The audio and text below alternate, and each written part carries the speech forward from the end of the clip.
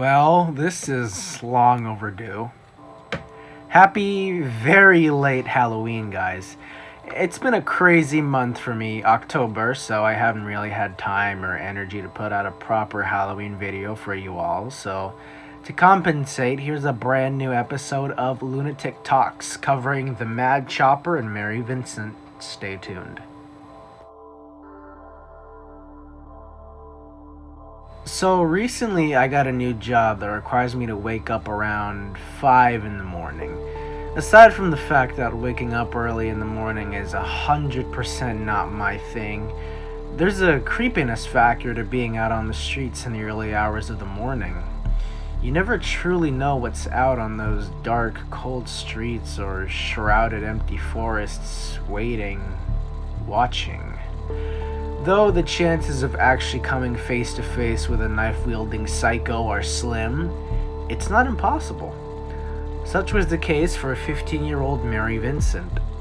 Mary McGriff Vincent at the time was a 15-year-old girl living in Las Vegas, Nevada. Vincent is one of 7 children and lived with her parents in Las Vegas. Her father worked as a mechanic and married her mother, a blackjack dealer, while serving in the military. Vincent's parents were going through a divorce which caused her to run away from their home in Las Vegas. After a brief period living on the streets and inside unlocked cars, Vincent hitchhiked to her grandfather's home in Berkeley, California in September 1978. After arriving in California and staying with her grandfather for a while, Vincent became homesick and decided to hitchhike back to Las Vegas. While hitchhiking, Vincent grew tired and started flagging down drivers for a ride. After a while, somebody finally stopped their car to pick her up. Unfortunately, Mary had just gotten into the car of Lawrence Larry Singleton. It's kind of worth noting that Larry used to be in the war and served in Vietnam and was also a very heavy drinker.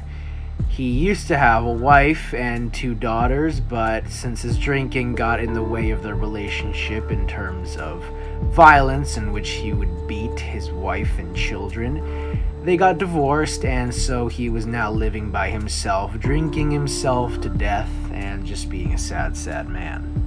Now, while in the car, it was already clear that Larry was not a normal person. At one point, Mary sneezed, and Larry all of a sudden reaches over and feels her neck. When she pulls away, he simply tells her that he was just trying to feel her temperature. After a while inside the car, Mary fell asleep, and when she woke up a few hours later, she noticed that they had taken a different route from where she wanted to go, and he was heading towards Nevada. So she picked up a sharp object and pointed it at him and demanded to be let out of the car immediately. But Larry made an excuse and said that he had accidentally taken the wrong way and he didn't know where he was going. And that seemed to calm Mary's nerves down, and she decided to stay in the car and stop threatening to stab him. While going down Del Puerto Road, Larry told Mary that he needed a bathroom break, so they both got out of the car for a bit. Mary knelt down to tie her shoes, and she had her head down and she was unaware of her surroundings. Larry all of a sudden struck her in the back of the head with a sledgehammer. While she lay on the ground, disjointed and dazed, he ties her hands and feet and begins to force her to perform oral sex on her. He then drove her deeper into Del Puerto Canyon, and it was around nighttime now. And once he stopped, he then subjected her to hours upon hours of sexual torment, rape, and all of the horrible such. She continuously begged him to let her go, so he forced her to drink some alcohol that he had with him until she passed out drunk. A while later, she slowly opened her eyes and she noticed that Larry was untying her. She thought that she was free and he was going to let her go, when all of a sudden, Larry quietly says, "You want to be free? I'll let you free." He then takes a hatchet and cuts off Mary's arms just below the elbow, so the small forearm. Keep in mind that Mary was still very conscious and she felt every bit of this twisting agony. And at some point, she reaches up and grabs one of his arms, to which he cuts that arm off, and the arm that had been cut off from Mary still clings onto his arm as if it was still attached to her. He then shakes it off violently as it falls on the ground and splatters.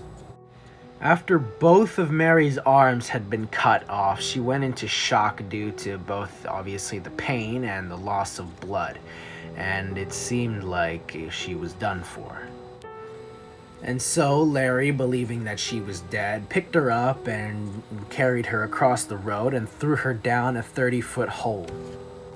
Well, it seemed like Mary was dead, so there was nothing left for Larry to do except get in his car and drive away, leaving her corpse there.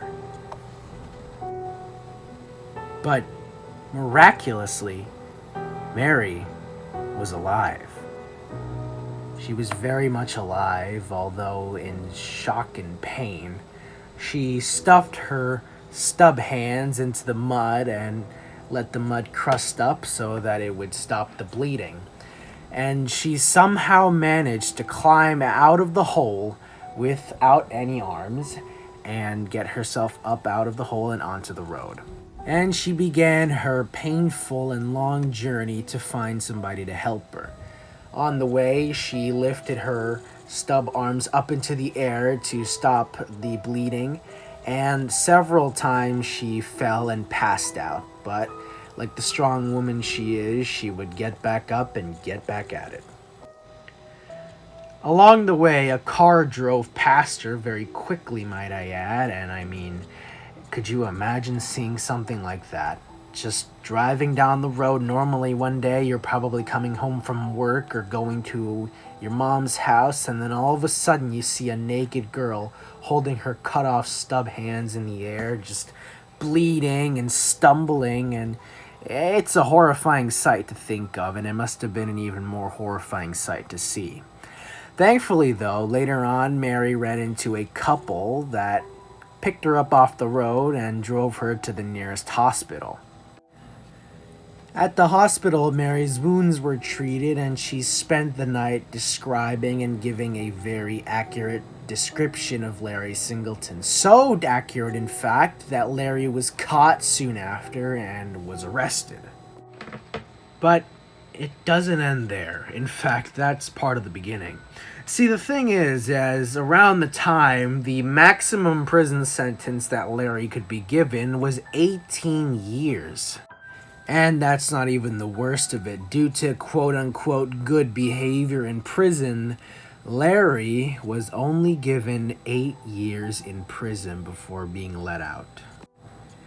Now, this put Mary in a very troubled situation. I mean, her killer was back out on the street like nothing had happened, and it kept her up at night, and she would constantly scream in the middle of the night due to the nightmares and the horrifying memories of that twisted and disturbing event. And one of the biggest things that haunted her was the fear of Larry coming back, because during the court, Larry walked by Mary and whispered to her, "I'll finish this job, even if it takes the rest of my life." After Larry was released from prison, things were not good for him. There were several times when he tried to move into a neighborhood, but there were protests made against him, and he'd eventually have to leave. But finally, he managed to find a place where his neighbors didn't really know, or they probably didn't care about what he had done, or maybe they just didn't know. And they thought that he was a nice and happy, kind man. Yeah. On February 19th, 1997, a neighbor saw Larry Singleton pulling into his driveway, and out of the car came both him and another woman by the name of Roxan Hayes.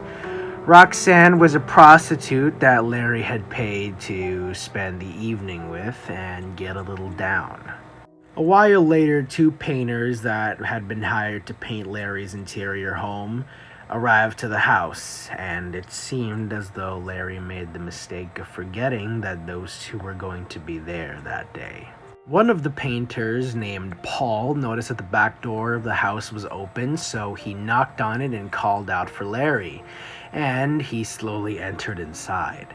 And as he did, he said that he could hear moaning. And he figured at first that Larry was just having sex, but after he called out again, he heard a woman screaming for help. As he slowly entered the house and went into the kitchen, he saw a prescription bottle of medicine spilled out on the kitchen counter and on the floor, and he said that he could smell a strong scent of alcohol in the air. And as he made his way into the living room and looked at the couch, he saw Larry sitting there in between the legs of Roxanne, and there was blood splattered on Roxanne's thigh. Larry Singleton slowly looked up and gazed at Paul but said nothing. Paul added that Larry's eyes looked distant and dead, and he just looked back and continued on with what he was doing with Roxanne. Paul quickly ran out from the house and went to grab a shovel from his car, and as he was going to go back into the house, his uncle promptly stopped him from doing so. Then the two slowly look up and look into the front window. There they could see Larry strangling Roxanne violently and punching her in the face so hard, in fact, that they both reported that they could hear bones breaking from Roxanne. Paul then, for some reason, runs to the front door and begins to bang on it, I guess, thinking that maybe Larry would get up and answer it, but of course he didn't, so he and his uncle get into the car and drive away to somewhere where they could call the police. A while later, the police arrive at Larry's door and they knock on it. He opens the door and he's shirtless and he has a cut on his chest, to which he just says that he cut himself while chopping turnips. The phone inside of Larry's house rings, so he turns around and goes inside to answer it, and as he does, the police follow him inside. As Larry talked on the phone, the police officer noticed a foot from a half-open door. He slowly walks towards the door and gently pushes it open. And inside, laying face down on the ground, was the dead body of Roxan Hayes. Roxanne had been stabbed 7 times, once in the face and the rest in the torso and chest. Some of the stabs even puncturing her heart and lungs. There were also defensive wounds and cuts on her hand. This was because when she was being stabbed, she would try and grab the knife away from Larry and would grab it by the blade because, well, where else is she supposed to grab it? Lawrence Singleton was once again arrested and charged with the murder of Roxan Hayes, and this time he was given the death sentence, although he could never serve that death sentence because in 2001 he died due to cancer. At the second court hearing, Mary came back to testify against him. She held up her hands, which were now replaced by 2 hooks, and said the following. "I was raped and I had my hands cut off. He used a hatchet and then he left me to die." And all of this actually led to the creation of the Singleton Bill, this being a bill that demanded higher sentences on criminals that committed murders involving torture. Mary soon trained herself to draw with her prosthetic arms and became an accomplished artist.